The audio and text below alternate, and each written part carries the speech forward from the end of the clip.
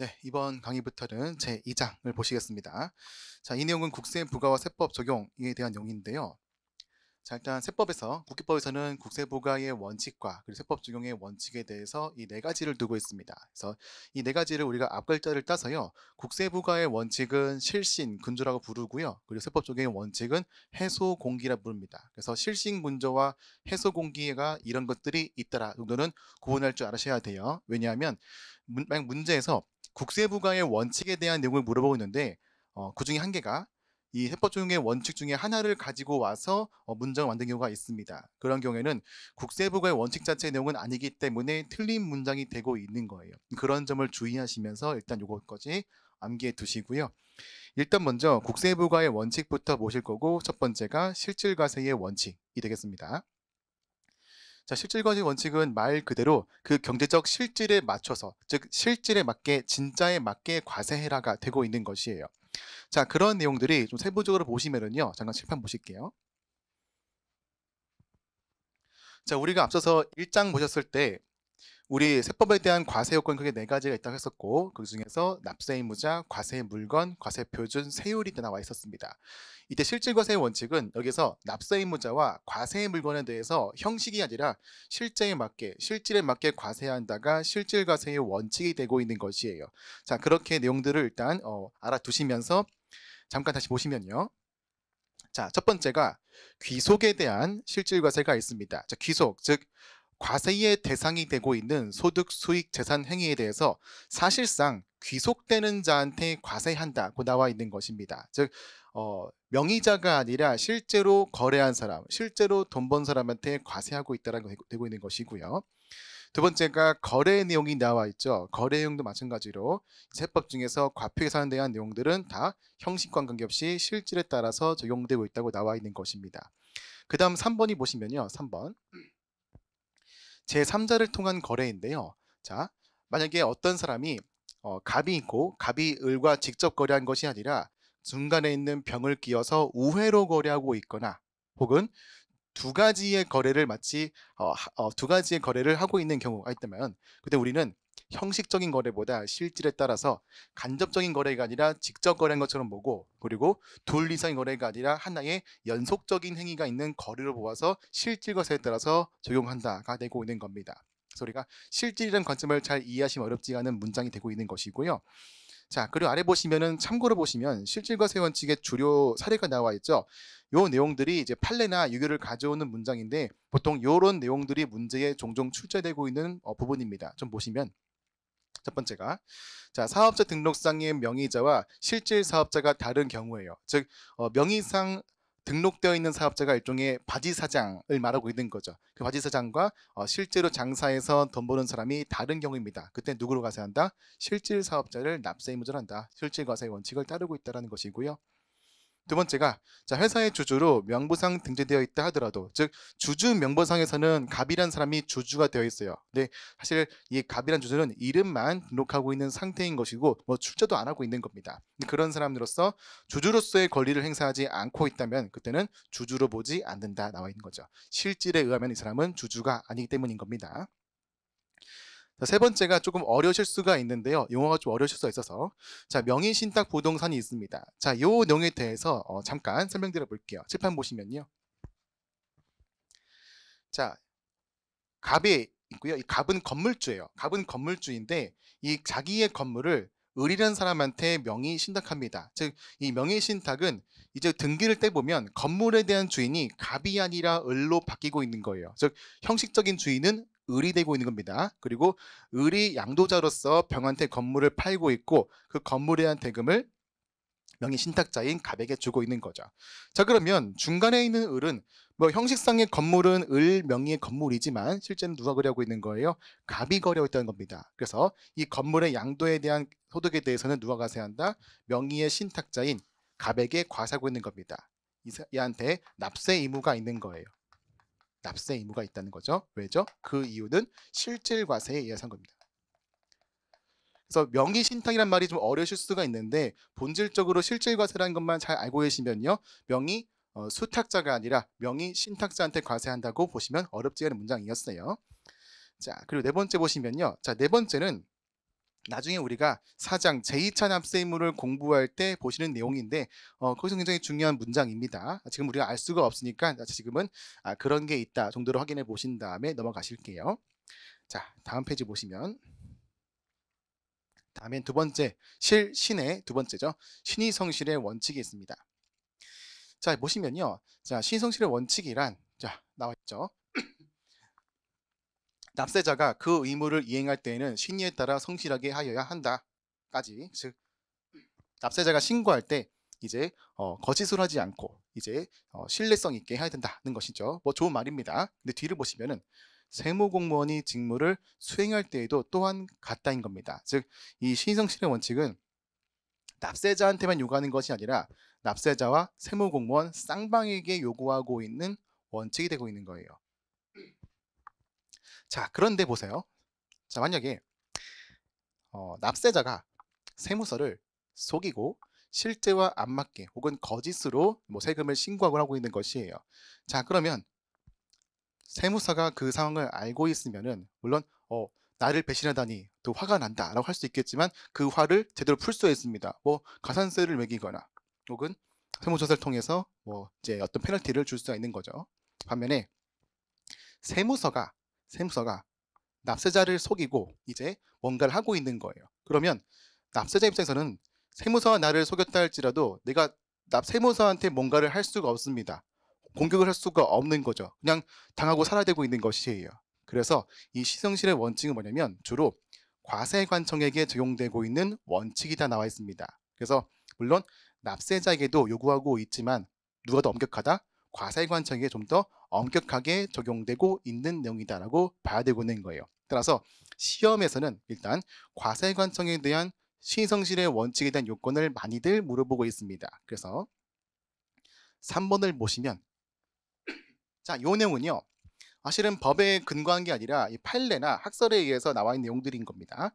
그래서 이 네 가지 조건들이 있는데 일단 보시면 첫 번째 자, 납세자의 신뢰 대상이 되고 있는 과세관청의 공적인 견해 표시가 있을 것이 나와 있고요. 두 번째가 그럼 납세자는 그것에 기초해서 이제 어떤 귀책 사유가 없는 거예요. 즉 과세관청이 주장한 대로 설명한 대로 있는 그대로 믿고 있는 것이고 그 믿음을 기초로 해서 뭐라고 했냐면 어떤 액션을 취하고 있는 겁니다. 즉 내가 어떤 사업이라든가 어떤 행위를 하고 있어서 거기에서 어떤 활동이 발생되고 있는 거죠.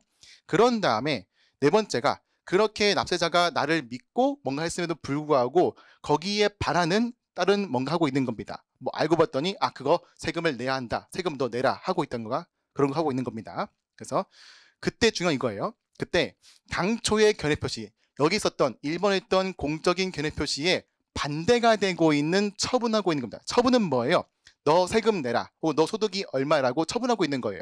근데 그 처분에 대한 근거가 원래 말했던 것의 정반대라는 겁니다. 근데 그 처분도 이제 세무서가 뭐 생억지를 부르는 게 아니라 적법한 법률에 근거해서 이런 처분을 하고 있는 겁니다. 그러면 자, 이 처분 자체가 뭐 법에 틀린 것이 아니기 때문에 그럼 납세자 어떻게 항변할 수가 있냐? 항변할 수가 있다는 것이 바로 시인성실의 원칙이 되고 있는 겁니다. 이게 이렇게 보시면 잘 모를 수 있으니까 그 뒤에 나와 있는 뒷페이지의 2-1번 그림으로 설명드려 볼게요. 자, 갑이 있습니다. 갑은 이 사업을 하려고 해요. 어떤 사업이냐면요. 이제 오징어를 맥반석에다 구워가지고 맥반석 오징어로 판매하고 있습니다. 자, 우리가 부가세에서 이제 맥반석 오징어는 이제 화학 처리, 열 처리 들어가고 있는 가공을 거친 것이기 때문에 과세로 배웠잖아요. 근데 이제 상황을 가장 바꿔서 이 갑사업자가 우리나라에서 최초로 이 오징어를 맥반석에 구워서 팔았다라는 거예요. 그러면 오징어의 일단 건조나 그런 거는 원래는 면세인 거잖아요.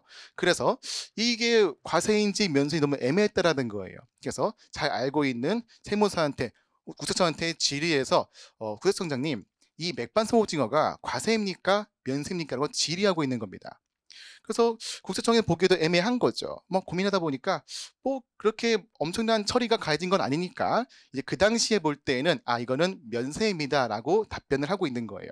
그 답변에는 공적인 견해 표시가 있는 거죠. 즉 뭐냐면 국세청장이 사석에서 그거 면세이지 않을까요? 라는 그런 게 아니라 정확한 공문서와 질의와 답변에 의해서 이제 이것은 면세입니다라고 답변이 내려오고 있는 거예요. 자, 그러면 이제 갑이라는 사업자는 그 말을 철석같이 믿고, 즉 신뢰하고 있는 거죠. 믿고 당신 신뢰합니다. 당신 믿고 열심히 장사할게요 하고 있는 겁니다. 그래서 오징어를 열심히 팔았어요. 자, 그런데 보세요. 이 갑이 오징어 너무 잘 팔리고 있는 거예요. 매출이 엄청 급상승했어요. 그러다 보니까 이 국세청이 좀 배가 아픈 거예요. 거기에서 10%만 세금을 과세했어도 버는 게 얼마냐 싶은 거죠. 그래서 어떻게 하냐면요. 이 국세청이 갑한테 시간이 좀 흘러서 야, 미안하다. 알고 보았더니 이 맥반석 오징어가 면세가 아니라 과세이더라. 그래서 너 지금까지 판 거 있잖아. 부가세 과세해야 돼. 라고 처분을 내리고 있는 겁니다. 근데 그 처분이 생 억지를 부리는 것이 아니라 적법한 처분에 의해서 고지서도 날리고 하고 있다는 것이에요. 자, 그러면 갑은 조금 억울하겠죠. 나는 너를 믿고, 나는 청장이 너를 믿고 부가세가 면세라고 알고 있어서 장사를 열심히 했습니다. 근데 이 갑이란 사람이 만약에 이게 부가세가 과세가 되었다면은 장사를 적당히만 했을 거예요. 근데 그거를 믿고 면세란 걸 믿고 사업을 완전히 확장하고 있는데 그 상황의 세금을 더 내라고 하고 있는 것입니다. 그러면 보세요. 그러면 국세청장의 공적인 견해 표시에 의해서 갑은 그 신뢰를 하고 그 신뢰를 기초로 해서 어떤 액션을 취하고 있는 것입니다. 그런데 그랬다가 이 국세청에서 기존의 공적인 견해에 반하고 있는 어떤 처분이 들어가고 있는 것이죠. 그러면 이 갑이란 사람은 이 국세청장의 부가처분에 대해서 내가 어떻게 항변할 수가 있냐? 바로 신의성실의 원칙에 의해서 이거는 잘못된 부가처분이다. 나한테 이것을 이렇게 처분한 이후에 과세할 수는 있겠지만 처분하기 전에 판매에 대해서는 과세할 수가 없다라고 항변할 수 있는 것입니다. 그게 바로 신의성실의 원칙이 되고 있는 거예요. 자, 일단 아시겠죠? 자, 그래서 돌아가 보시면요. 이 네 가지에 대한 요건들 반드시 잘 암기해야 되고 있는 것입니다. 자, 그런데 이 신의성실의 원칙에는 한계가 존재합니다. 잠깐 보시면요.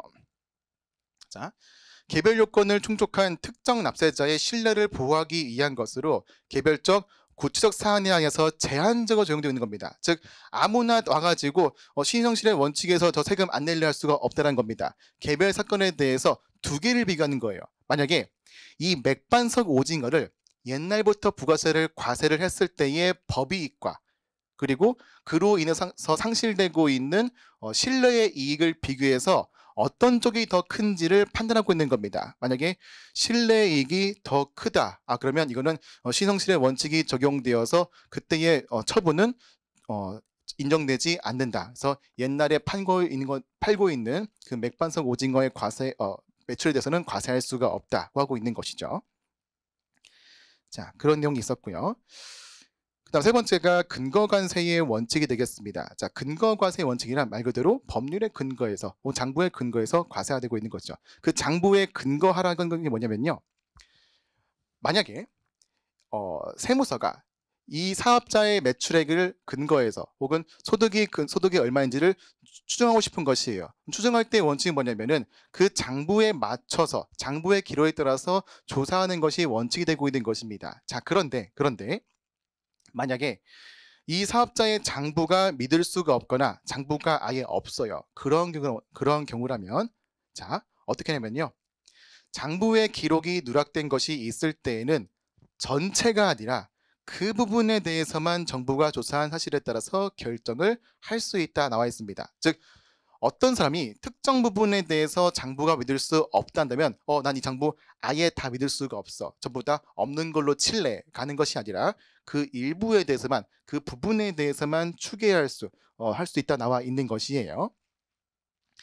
자, 그럼 이때 보시면 그럼 이렇게 추정해서 정부가 국가세관청이 여기에 대해서는 매출이 얼마입니다. 소득이 얼마입니다라고 이제 결정을 하겠죠. 그럼 결정의 근거를 결정서에 적어야 돼요. 그래서 납세자한테 내가 이 거래에 대해 추정해 본 결과 소득은 얼마야. 근거는 이러이러해라는 것을 적어야 되고 있는 거예요. 왜 적어야 되냐? 그래야지 납세자가 그걸 받아본 다음에 그 근거가 납득이 되지 않는다. 그럼 어떻게 해요? 이의를 신청할 수 있는 겁니다. 즉 불복 청구를 하기 위해서라면은 납세자한테 자기가 이렇게 과세했다라는 근거를 제시해야 되고 있는 겁니다. 그리고 그 적용 결정서에 대해서 열람 또는 복사도 자유롭게 허용되고 있다고 나와 있는 거예요. 됐고요. 자, 네 번째가 조세 감면 사후 관리입니다. 뭐 어려운 내용 아닙니다. 그냥 사후 관리 잘해라가 된 정도로 되는 것이고 그 정도로만 이해하시고요. 그래서 실신근저에 가장 중요한 부분은 실과 신입니다. 실질과세의 원칙과 신성실의 원칙에 대한 내용들 잘 이해하시면서 정리해 볼게요. 자, 그 다음 내용은 세법 적용의 원칙입니다. 그래서 해, 소, 공기 네 가지가 있는 거죠. 첫 번째가 세법 해석의 기준이 있는 것이고요.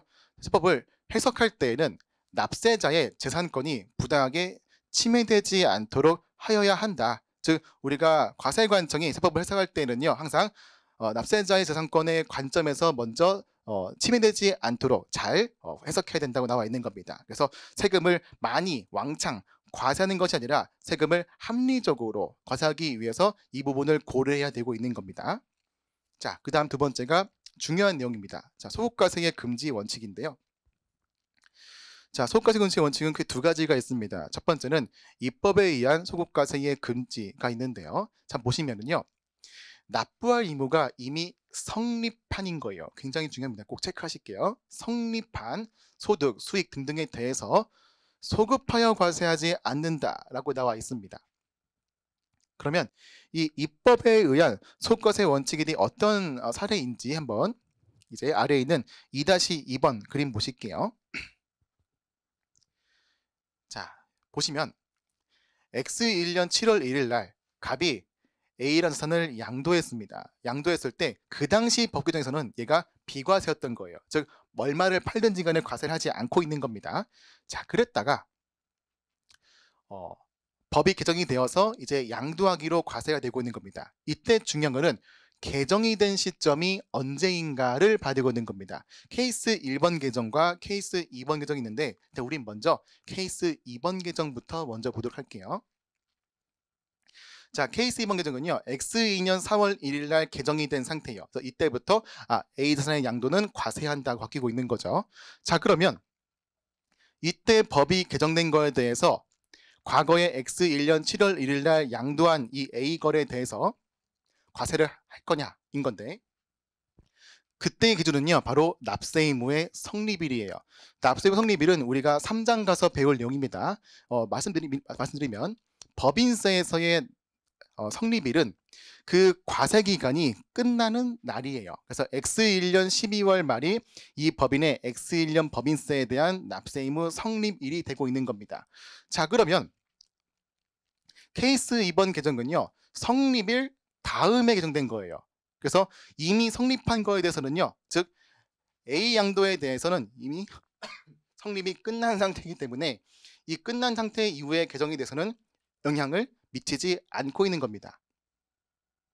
자, 이렇게 성립한 이후에 개정되어서 소급을 할 수가 없다라는 것을 이제 다른 말로 진정소급이라는 거예요. 자, 진정소급은 뭐 좀 어려운 표현이지만 쉽게 이해하시면은 리얼이면 리얼, 진짜 소급인 거예요. 얘가 찐 소급이다. 얘가 진짜 소급이니까 얘는 과거의 양도에 대해서 과세할 수가 없다가 되고 있는 겁니다. 자, 근데 이제 케이스 2번 보시면, 자, 케이스 2번은 1번이죠. 케이스 1번은 X1년 10월 1일 날에 개정이 되고 있는 거죠. 자, 그러면요, X1년 법인세 사업연도 종료일보다 일찍 개정이 끝난 상태입니다. 그러면 우리가 A 양도에 대해서는 성립이 되기 전에 개정이 끝난 거예요. 자, 그래서 이 10월 1일 날 개정한 법률에 대해서 이 10월 1일 날 양도 거래를 과세할 수가 있냐? 이때는 과세가 가능하다는 것입니다. 그래서 소급처럼 보일 수 있지만 얘는 진짜 소급이 아니다. 부진정 소급이 되고 있는 거죠. 진정이 아니다인 거잖아요. 뭐예요? 진짜가 아니라 가짜 소급이라는 거예요. 가짜 소급. 그래서 리얼이 아닌 소급을 부진정 소급이라고 멋있게 표현하고 있는 겁니다. 자, 이런 게 소급이 허용이 된다고 나와 있는 거죠. 자, 이렇게 진정과 부진정에 대해서 확인해 봤습니다. 그래서 그 참고에 대한 내용들이 제가 설명드린 부분이니까 이제 읽어보시고요. 자, 그런데 아래에 이런 내용이 있습니다. 유리한 소급표인데요. 이게 뭐냐면요. 자, 우리가 왜 소급과세를 금지하고 있냐면요, 그 법의 서급에 의해서 납세자의 재산권이 침해되지 않도록 보호하기 위해서인 거예요. 근데 어떤 경우에는 소급으로 인하여 오히려 유리한 경우가 있다는 것입니다. 예를 들어서, 자, 우리 뭐 X1년도 12월 말이 끝난 다음에 뭐 X2년 2월 1일 달에 X1년의 법인세를 지금은 9%인데 5%로 낮추겠습니다. 라고 하고 있으면은 모든 법인들이 이득을 보고 있는 거죠. 이러한 경우라면은 성립한 이후에 개정이 되었다 할지라도 그런 경우에는 납세자에게 유리한 것이기 때문에 소급이 인정된다는 것이 일반적인 통설이 되고 있는 거, 통설. 이해되시겠죠? 그래서 이런 내용도까지도 확인해 보신 다음에 넘어가실게요. 자, 여기까지가 입법에 대한 소급이었었고, 두 번째가 행정상의 소급과세 금지입니다. 자, 이 내용은요, 세법의 해석이나 국세행정의 관행 등등으로 인해서 그런 내용들에서는 소급할 수가 없다라는 것이에요. 즉 해석이 바뀌었다고 해서 그럼 바뀐 해석에 대해서 옛날 것을 과세할 수가 없는 겁니다. 이건 뭐예요? 앞서 우리 봤었던 맥반석 오징어에 대해서 이거는 면세야 라고 해석을 한 상태인데 나중에 이거는 과세야 라고 바꿨다 할지라도 옛날에 면세라고 말했을 당시에 이 맥반석 오징어의 판매에 대해서는 과세로 할 수가 없는 겁니다. 그러면 이런 의미인 거죠. 행정상의 소급관세 금지는요, 우리가 국세부가 원칙 중에서 시성실의 원칙의 내용들을 좀 더 입법적으로 구체화한 문장이 되고 있는 것입니다. 그래서 국세부가에서의 시성실의 원칙과 소급관세 금지에서의 행정상의 금지 원칙은 사실상 같은 내용이다. 근데 요 규정이 그 시성실의 원칙을 좀 더 구체적으로 설명한 법규정이다. 이렇게 이해하실게요. 자, 됐습니다. 자, 그 다음에는요. 세법 해석의 기준 및 소급과세 금지의 적용 범위가 되고 있는 것인데요. 자, 이건 뭐냐면, 자, 세법 말고도 다른 법률에 의해서 세법 관련되고 있는 규정들이 있다는 것입니다. 근데 우리가 원래 소급과세 금지의 원칙은, 그리고 세법 해석의 적용에 대한 내용들은요, 다 세법에 대해서만 원래 제한적으로 적용되고 있는 겁니다. 근데 다른 법률에 의해서 그 세법과 관련된 규정들이 있으면은 그것도 세법으로 본다고 나와 있는 거예요. 그래서 이런 내용도 가끔씩 말문제에 나오기 때문에 한 번만 체크해 보실게요. 자, 그 다음에는 국세애교심사위원회 있는데요. 그렇게 중요한 내용이 아닙니다. 그래서 얘는 암기가 너무 어렵기 때문에 그냥 그런 게 있다 정도로 보시고 넘어가시고요. 그 다음 보실 거는 이제 지리의 신의 절차와 방법인데요. 위에 있는 1번 문장만 가볍게 보겠습니다. 자, 1번은 회신의 주체가 누구냐라는 것이에요. 보시면 기획조정부 장관과 그리고 국세청장이 있죠. 이런 사람들만 납세자의 지리에 대해서 회신할 수가 있는 겁니다. 예를 들어서 세무서 같은 경우에는 회신이 할 수가 없는 거예요. 그래서 특정 거래에 대해서 종로세무서는 이거를 과세로 해버리고 혹은 강남세무서는 이거를 면세로 해버리면은 다른 세무서에서 같은 거래를 달리 과세하고 있는 거죠. 그런 점을 방지하기 위해서 가장 상급기관에서 일괄적으로 해석을 해버려서 하위기관은 그거를 따라야 되고 있다는 것을 말하고 있는 겁니다. 그래서 상급기관에 대해서만 회신할 수가 있다 정도로만 확인해 보시고 만약 이 문장에서 세무서 들어갔다? 그러면 이것은 틀린 문장이라는 것을 좀 주의하실게요. 자, 그 다음은 이제 세무공모의 재량과 한계 읽어보시고요. 4번은 기업회계의 존중입니다. 자, 기업회계는 말 그대로 뭐 일반 기업 회계 기준 혹은 IFRS를 말하고 있는 거죠. 그러면 이렇게 회계 기준에 대한 내용과 세법의 내용이 겹치고 있으면, 충돌하고 있으면 뭐부터 먼저 하냐는 것입니다. 끝에 보시면요. 세법에 특별한 규정이 있는 경우에는 그러하지 아니하다. 뭐냐면요. 만약에 우리가 세법, 법, 소부 이런 데에서 기업회계와 별개의 내용들이 규정되어 있으면은 그때는 세법이 먼저 되고 있는 거예요. 근데 어떤 거래들은 이제 세법의 규정이 안 되는 게 있을 거거든요. 그런 경우에만 기업회계 기준에 대한 내용을 존중해서 인정해 준다고 나와 있는 것입니다. 즉 세법이 우선되고 있는 것이고 기업회계 같은 경우에는 우선적인 것이 아니라 보충적으로 적용되고 있다. 이렇게 이해하실게요. 자, 그럼 마지막은 중장기 조세 운영 계획인데 이거는 거의 나오지 않습니다. 그래서 이런 게 있다 정도로 보지 마시고요. 넘어가실게요. 자, 그럼 이제 객세에 있는 문제 풀어보겠습니다. 자, 먼저 1번은 숙제로 풀어보시고요. 이제 다음 페이지에 있는 3번 문제 보시겠습니다.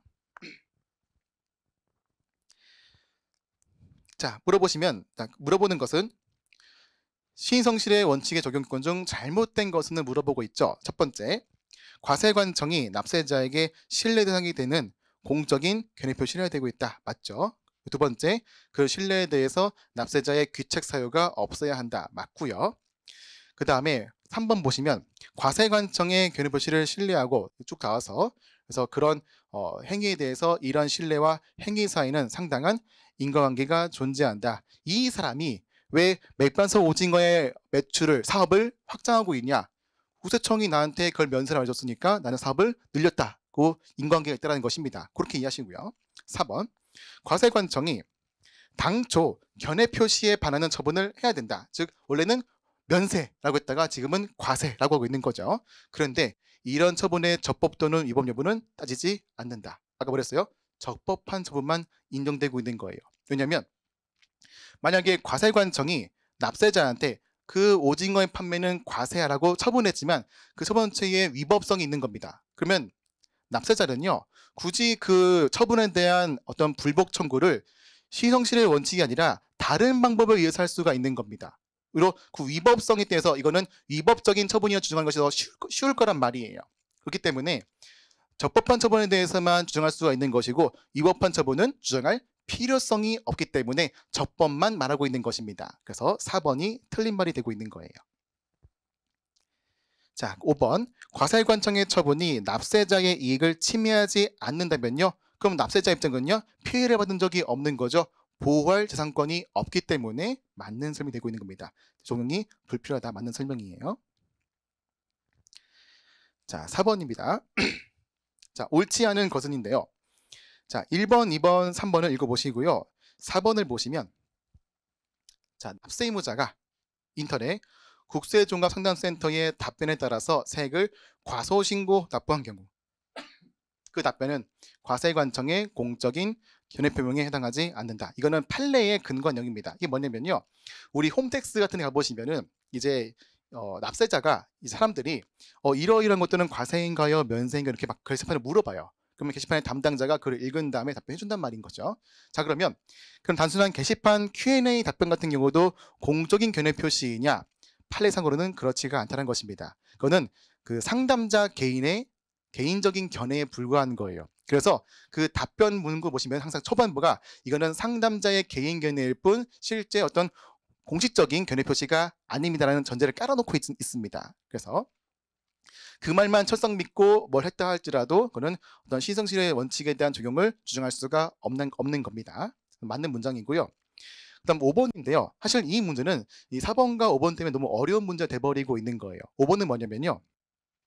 제가 일단 그 설명드렸을 때 내용들은 시성실의 원칙을 과세관청에 대한 요건만 설명드렸잖아요. 근데 이 문제는 이제 납세의무자의 입장에 대한 원칙을 설명하는 문장입니다. 그래서 저는 설명 안 드렸었죠. 너무 어렵기 때문에. 다만 이 문제만 가지고 포인트가 뭔지만 살짝 설명드려 보도록 할게요. 이게 뭐냐면요. 자, 10번 보겠습니다. 예를 들어서 자, A 법인이 있습니다. 자, A 법인이 옛날에 이제 뭐 예를 들어서 X 1년도에 분식회계 하고 있는 거예요. 자, 그럼 분식회계 있으면은 이제 당기순이익이 과다해지고 있는 것이고 그 결과 소득 금액도 증가되고 있는 것이죠. 그래서 세금을 그 당시에 왕창 냈다는 것입니다. 그런데 알고 봤더니 이게 분식회계가 적발이 되면서 당기순이익이 감소가 되고 있는 거예요. 그러면 이제 A 법인은 지금 걸린 것도 억울해 죽겠는데 세금을 많이 내고 있자니 조금 그러겠죠. 그래서 세무서한테 야, 내가 알고 보았더니 당기순이익이 원래 신고한 금액이 아니야. 실제는 더 작아. 그래서 소득금액도 이제 줄어야 돼. 그러면 과거에 낸 세금은 너무 과다하게 낸 세금이죠. 과다하게 낸 세금이니까 나는 거기에 대해서 세금을 다시 돌려받아야겠어라는 거예요. 자, 그럼 세금을 돌려받기 위해서 어떻게 해요? 돌려받기 위해서 이제 불복을 청구하고 있는 거예요. 자, 그래서 이 사건이 실제인 사건이었습니다. 그래서 그 당시에 이제 소송까지 가게 되었어요. 그래서 이제 자, 과세관청. 자, 과세관청과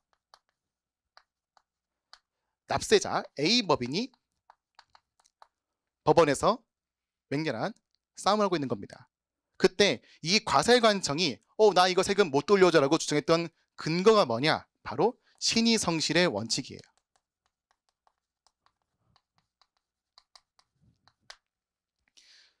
아니, A법인이 나한테 당기수익을 신고할 때 나는 그 A법인의 처분을, 주장을 나는 믿었고 믿은 바에 따라서 세금을 과세했다. 근데 이제 와서 A법인이 그거는 가짜였다라고 하고 있으니까 나는 거기에 대해서 피해를 입었다. 즉 A법인이 나를 배신했다라고 주장하고 있는 겁니다. 따라서 A법인은 신의성실에 대한 원칙을 지키지 않았기 때문에 나는 이 A법인한테 과거에 과다 납부한 세금을 돌려주지 못하겠다 하고 있는 겁니다.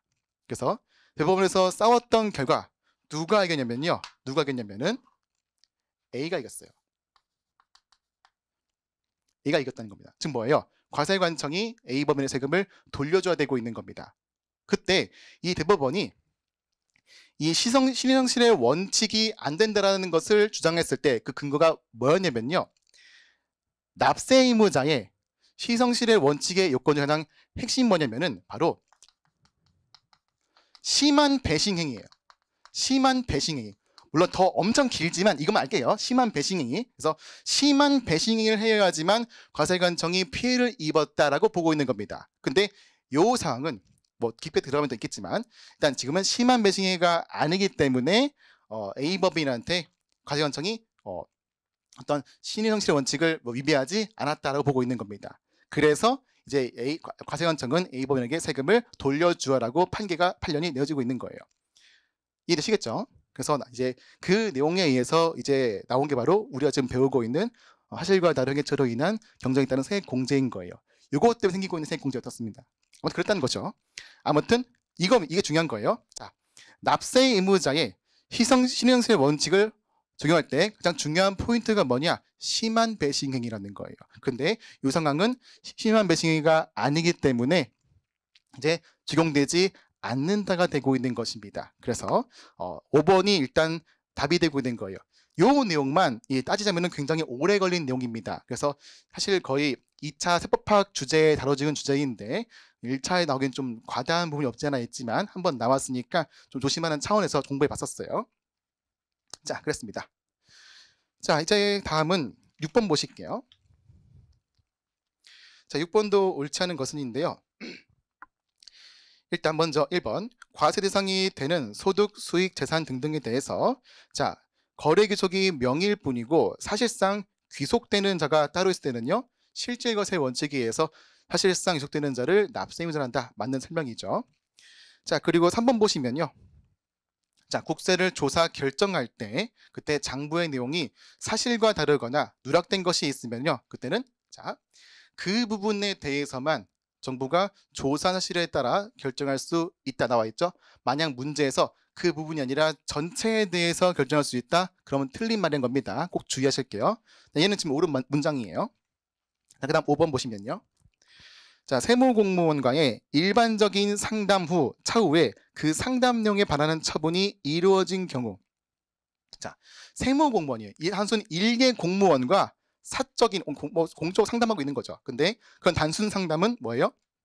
공적인 견해 표시가 아닌 겁니다. 그래서 그런 경우에 그 상담 내용을 믿고 뭔가 하고 있는 거는 신의성실의 원칙이 위반되는 것이 아니다는 것이죠. 그래서 답은 5번 되겠습니다. 자, 그 다음 7번 문제가 있는데요. 자, 7번 문제도 자, 나머지를 읽어보시고요. 3번 볼게요. 자, 물어보는 거는 국세부가의 원칙입니다. 국세부의 원칙이 뭐였었죠? 실신근조였죠. 근데 3번에 있는 내용은요. 세무공무원에 대한 내용이에요. 해소공기의 공짜의 내용입니다. 그래서 얘는 아예 국세부의 원칙이 아니기 때문에 3번이 틀린 말 되고 있는 거예요. 즉 이것 자체는 세법에 있는 규정이 맞지만 국세부의 원칙과 관련이 없기 때문에 답이 되고 있는 겁니다. 됐고요.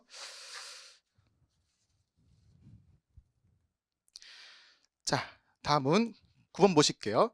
자, 9번은 나머지는 이제 읽어보시는데요. 자, 2번 보시면 국세기본법은 새로운 입법에 의한 과세가 소급과세인지 여부를 판단할 기준은 납세 의무의 확정이 아닙니다. 납세 의무의 성립이죠. 우리 납세 의무의 성립 확정 소멸은 이따 3장 가서 공부할 부분입니다. 그래서 납세무의 성립일이 규정인 것입니다. 답은 2번이고요. 나머지의 내용들은 직접 읽어보시겠습니다.